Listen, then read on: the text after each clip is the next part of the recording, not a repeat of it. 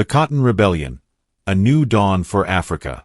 In the quiet corners of Burkina Faso, where the sun blazes mercilessly over the vast fields, an incredible story began to unfold, a story that would shake the very foundations of global trade. This wasn't just about cotton.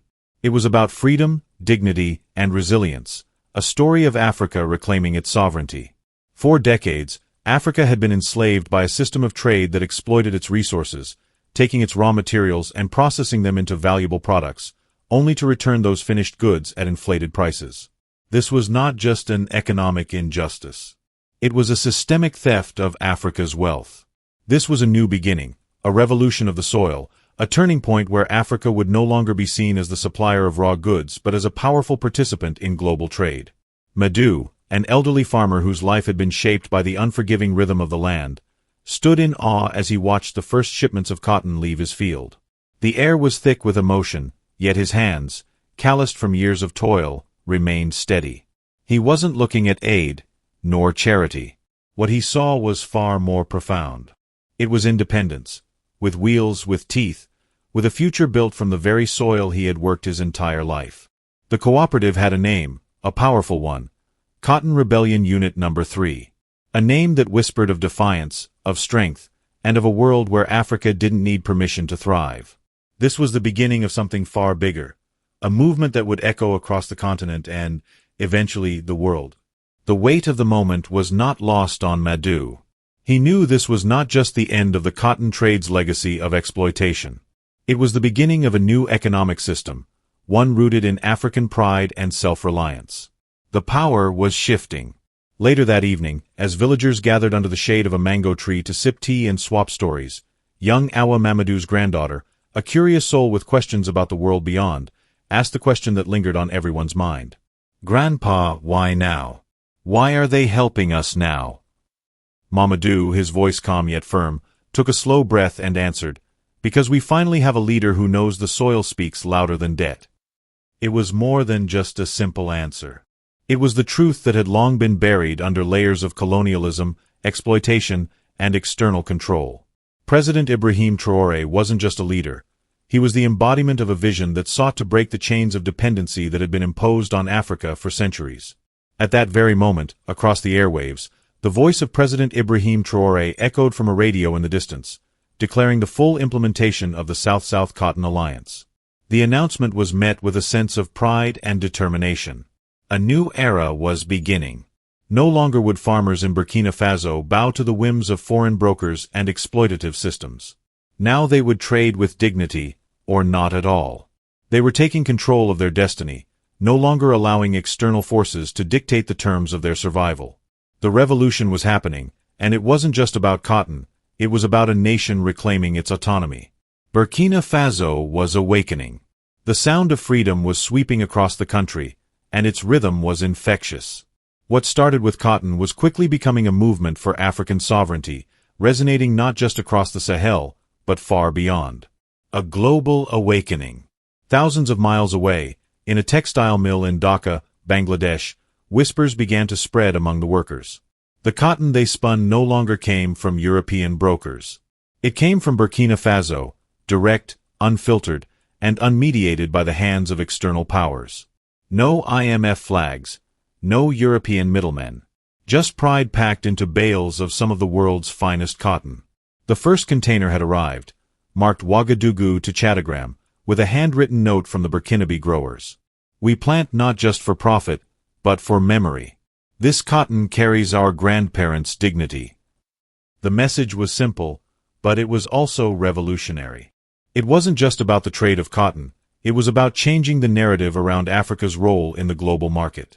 For centuries, African nations had been reduced to mere suppliers of raw materials. But now, Burkina Faso had flipped the script. This cotton wasn't just any raw material. It carried the weight of Africa's self-determination, and it sent a bold message to the world that the African continent was no longer just a passive player in the global economic system. Inside Bangladesh's Ministry of Commerce, Trade Minister Jamil Rahman was looking at a map of Africa, his finger tracing the red line connecting Burkina Faso to Bangladesh. His eyes widened in realization. The implications were profound. He turned to his colleagues, his voice filled with excitement. "This isn't just about cotton. This is about strategy. A game changer. The first shipment of Burkina Faso's cotton wasn't just a trade exchange. It was the beginning of a larger conversation, a shift in the global balance of power. Africa had found its voice, and it was speaking louder than ever before. The world, once indifferent to the challenges faced by African farmers and economies, was now listening. Burkina Faso had demonstrated that the global South could trade among themselves and create new systems of exchange based on equality, mutual respect, and fair trade. The power of partnerships. In the coming months, this partnership between Burkina Faso and Bangladesh would evolve into something far greater. It wasn't just a trade deal. It was a movement, a symbol of what could be achieved when nations work together with a shared vision. This was solidarity, innovation, and mutual respect. Burkina Faso and Bangladesh were not just trading goods, they were building relationships between equals. There were technology exchanges on climate-resilient crops, joint initiatives on sustainable irrigation, and programs for rural girls' education that bridged the gap between nations, cultures, and continents. These weren't just diplomatic niceties. They were practical, real-world solutions designed to tackle the issues that plagued both countries. They were building something lasting, a foundation for a future where the global South could depend on itself rather than on external forces. In Dhaka, textile workers who had spent years spinning thread now saw themselves as part of something far bigger than the machines they worked on.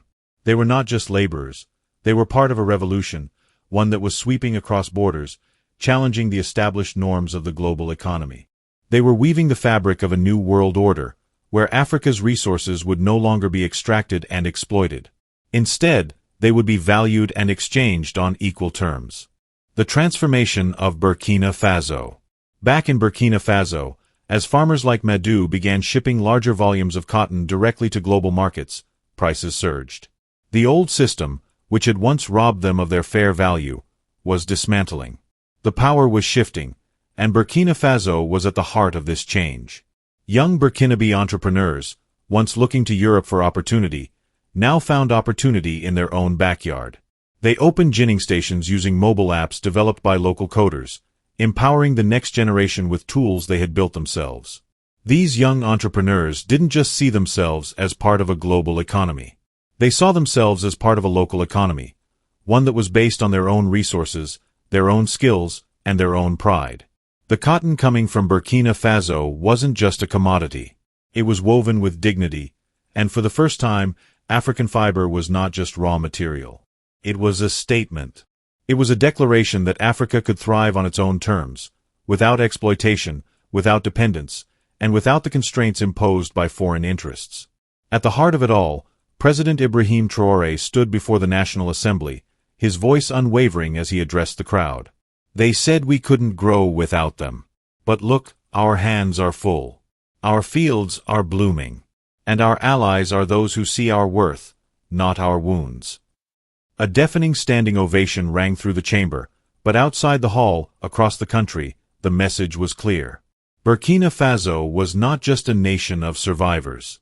It was a nation of builders. A nation rebuilding its roads. In the dry, rugged northern province of Yaga, a place where villagers once said, "When the roads vanish, so do the hopes," change began. Roads, paved by young Burkinabe engineers trained under a national infrastructure program, began to stretch across the Sahel, connecting remote villages to regional markets and health posts. These roads weren't just about convenience.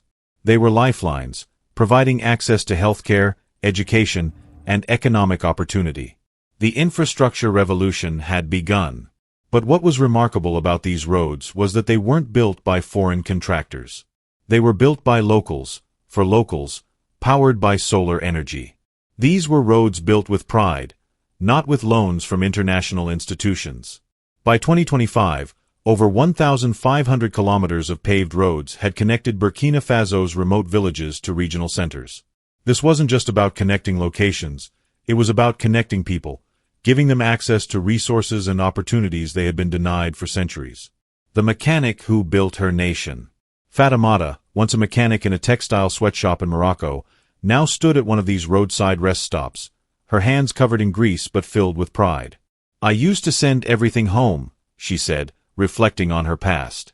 "I worked in Morocco, earning nothing, sending everything I earned back home. But now, I fix the machines that build our nation. I am building my future here." Her story was just one example of how Burkina Faso was rebuilding itself, not with foreign aid, but with local labor, local expertise, and local pride. The youth, who had once seen Europe as the land of opportunity, were now building a future for themselves at home. They were transforming the nation, brick by brick, machine by machine. Africa's new vision. The message was clear. Burkina Faso wasn't just a small country on the map anymore. It was a beacon of hope, a symbol of strength, and a new Africa, a continent that had long been exploited, but now stood tall and strong. The global powers were beginning to take notice. The Cotton Rebellion had become a movement, and its ripple effects were being felt in places far beyond the Sahel. We plant not just for profit, but for memory. This cotton carries our grandparents' dignity. The words rang in the air like a battle cry, reverberating beyond the cotton fields of Burkina Faso, into the hearts and minds of anyone who heard them. It wasn't just about selling cotton. It was about a reclamation of identity, a declaration that Africa was more than a source of raw materials. It was a force in its own right, capable of shaping its destiny. Inside Bangladesh's Ministry of Commerce, Trade Minister Jamil Rahman studied a map of Africa, his finger tracing the red line connecting Burkina Faso to Bangladesh. It was a line of connection, but it was also a line of transformation, one that cut across borders and divisions. The implications were more profound than just economic exchange. He turned to his team, a gleam of recognition in his eyes, and said, "This isn't just about cotton. This is about strategy. A game changer." The significance of this moment was not lost on anyone. The South-South Cotton Alliance wasn't just a business transaction. It was a shift in the power dynamics of global trade, one where Africa could no longer be ignored or relegated to the sidelines. Burkina Faso had taken the reins of its own economic future, and the ripple effect would be felt worldwide. The birth of solidarity and innovation. In the coming months, the partnership between Burkina Faso and Bangladesh evolved into something far greater than a mere exchange of goods. It was about solidarity, a commitment to building a future together where both nations stood as equals. It was about innovation, creating a new model for trade that didn't rely on exploitation or external manipulation but on mutual respect and shared goals. Technology exchanges flourished, with Burkina Faso sending agricultural experts to Bangladesh to learn about climate-resilient crops and sustainable irrigation practices. This wasn't just a matter of exchanging ideas. It was a long-term investment in the capacity of both nations to feed their people and protect their lands. In return, Bangladesh offered expertise in textile production and processing technologies, opening up new avenues for Burkinabe entrepreneurs to tap into. As the partnership deepened, programs for rural girls' education took center stage, funded through joint initiatives between the two countries. These programs didn't just focus on literacy, they prepared young girls to take part in the new agricultural revolution. It wasn't about handouts, it was about creating the next generation of leaders who would nourish the soil and lead with dignity. Burkina Faso, a nation reborn.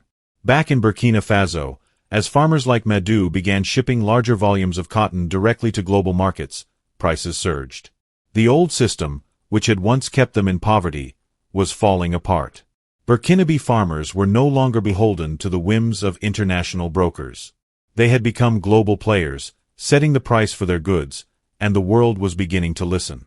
Young Burkinabe entrepreneurs, once looking to Europe for opportunity, now opened ginning stations using mobile apps developed by local coders.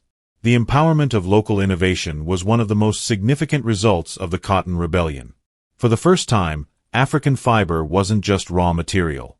It was a message woven with honor, a message that the African continent was no longer just the world's warehouse.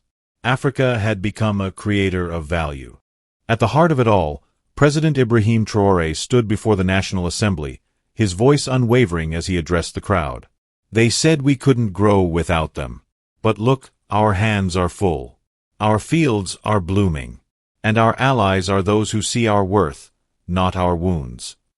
A deafening standing ovation rang through the chamber, as the people of Burkina Faso stood in solidarity with their president. They had become a nation of doers, not beggars. And yet, across Africa, quiet conversations were unfolding. If Burkina Faso could do this, why can't we? The Cotton Rebellion had sparked a fire across the continent, and it wasn't going to be extinguished anytime soon. It was a rebellion of pride, of dignity, and of self-determination. It was the beginning of a new African identity, one built on self-reliance, innovation, and the firm belief that Africa no longer had to wait for approval from the West to rise. Reclaiming the roads. In the dry, rugged northern province of Yaga, a place where villagers once said, "When the roads vanish, so do the hopes," change began. Roads, paved by young Burkinabe engineers trained under a national infrastructure program, began to stretch across the Sahel, connecting remote villages to regional markets and health posts. These roads weren't just about convenience, they were lifelines. What made these roads so revolutionary was not just their physical construction, but the fact that they were built by locals, for locals. They were powered by solar energy, and not a single loan from the World Bank was involved. These were roads of freedom, roads that represented Africa's self-sufficiency and its ability to rise above the constraints of foreign financial institutions. By 2025, over 1,500 kilometers of paved roads had connected Burkina Faso's remote villages to regional centers. The roads were more than just infrastructure. They were a manifestation of freedom, showing the world that Africa could build its future with its own hands, without relying on foreign donors or contractors. The mechanic who built her nation. Fatimata, once a mechanic in a textile sweatshop in Morocco, now stood at one of these roadside rest stops, her hands covered in grease but filled with pride. "I used to send everything home," she said, her voice filled with the quiet strength of a woman who had fought for her survival. "I worked in Morocco, earning nothing, sending everything I earned back home. But now, I fix the machines that build our nation. I am building my future here." Her story wasn't unique. Burkina Faso was filled with people who had long been forced to look elsewhere for opportunity, whether it was across the Mediterranean to Europe or to the labor camps of Libya. But now, young Burkinabe were returning home, armed with new skills and the belief that they could build something greater for their country. The skills they had once used to survive abroad were now being applied to the creation of a new Burkina Faso, one that was self-sufficient, self-reliant, and most importantly, dignified. In a world where African nations were often seen as recipients of aid, Burkina Faso had become a beacon of self-sufficiency. The world had always seen Africa as a continent in need, but now Burkina Faso was showing the world that Africa could build its own future. President Traoré, when asked by a Western journalist if his policies were unrealistic, didn't flinch. He stood tall, his words resonating with power. "We are not isolating ourselves. We are insulating our dignity. There's a difference. Measuring leadership by results, not appearances." Across the world, from Addis Ababa to Pretoria, a new way of measuring leadership began. It wasn't by how many foreign summits a leader attended, but by how many kilometers of roads were paved, how many liters of water were delivered, and how many jobs were created. Burkina Faso had set a new standard for what it meant to lead a nation. Leadership was no longer defined by diplomatic accolades. It was defined by real, tangible results. In the small town of Koudigou, a $12 million tomato processing plant opened its doors, built entirely with local Burkinabe funds. No foreign investment, no loans. This was the essence of self-determination. The plant was run by women's cooperatives, young agricultural graduates, and local workers who had been trained in new technologies. It wasn't just about tomatoes. It was about pride. It was about self-reliance. Within months, imports of canned tomatoes from foreign countries dropped by 40%. Burkina Faso had reclaimed its food sovereignty, and with that, it had reclaimed its dignity. In response to skepticism from foreign analysts, President Traoré spoke from the factory floor, his voice filled with quiet determination. "This is not a product. This is policy. This is how we feed our people, how we silence the lie that we cannot do it ourselves." The revolution had begun. The revolution was not just economic. It was social, cultural, and political. As the National Agronomy Civic Academy opened its doors in 2025, over 2,000 young Burkinabe, once told they had no future in agriculture, now became the guardians of their land. These students, studying drip irrigation, organic pest control, and cooperative management, were learning not from textbooks about colonial history, but from the soil beneath their feet. The youth of Burkina Faso were no longer looking to Europe for their future. They were looking to the land, to self-reliance, to dignity. They were reclaiming what had once been stolen from their ancestors, the right to control their own resources and define their own future. Burkina Faso, a beacon of sovereignty. And the world was watching. The first shipment of organic cotton from Burkina Faso had arrived in Bangladesh, and the message was clear. Africa was no longer just a supplier of raw materials. It was a partner. In the new global trade map, Burkina Faso wasn't just a dot. It was a beacon of sovereignty. Africa had a new identity. It was no longer a continent dependent on external forces. It was a continent that had found its voice, and it was speaking with authority. The rebellion continues. This wasn't just a trade deal. It was a rebellion that had begun in the cotton fields of Burkina Faso, but was destined to echo across the globe.